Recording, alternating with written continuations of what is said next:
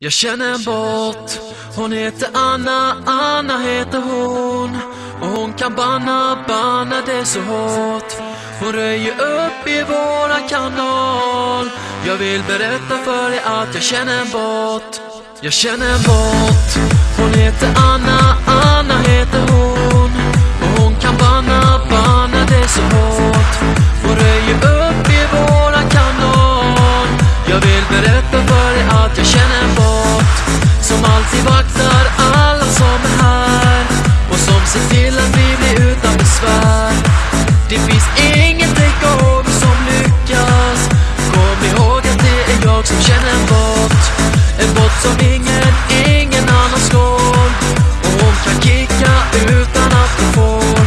Hon gör sig av med alla som spammar. Ja, ingen kan slå våran bot.